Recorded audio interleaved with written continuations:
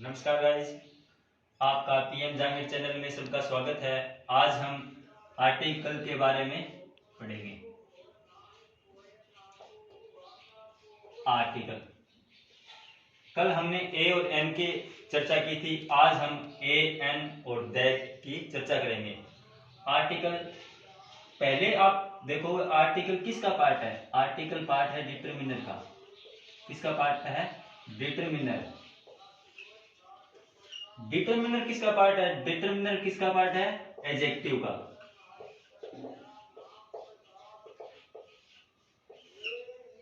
Article determiner का part और determiner adjective का पार्ट है।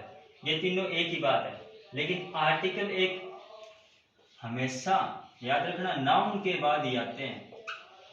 किसके बाद आते हैं? नाउन। आर्टिकल किसके बाद आते हैं? नाउन।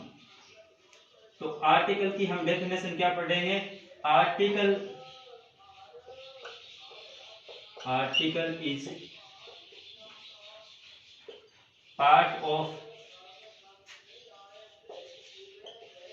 डिटरमिनर। आर्टिकल किसका पार्ट है? डिटरमिनर का। और इसके बाद सेकंड पॉइंट है, article is used where noun is present।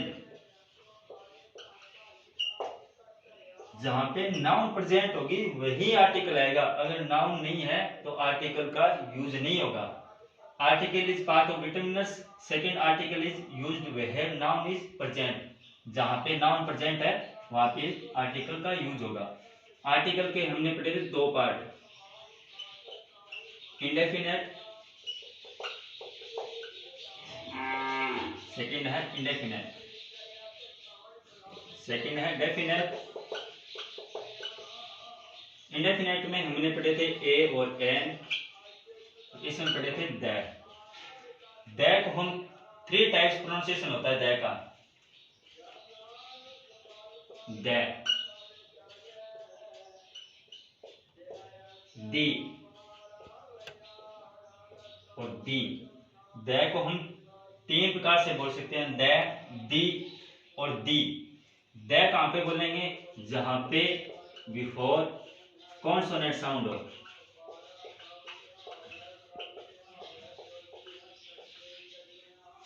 और ये बोलेंगे जहां से पहले वोवल साउंड हो।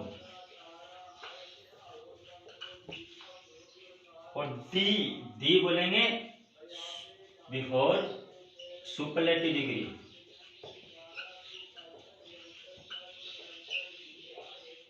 सुपरलेटिव डिग्री से पहले या फिर कहीं स्ट्रेस हो, अपने को स्ट्रेस देना होता है, तब भी हम दी बोलते हैं। दै, दी और दी।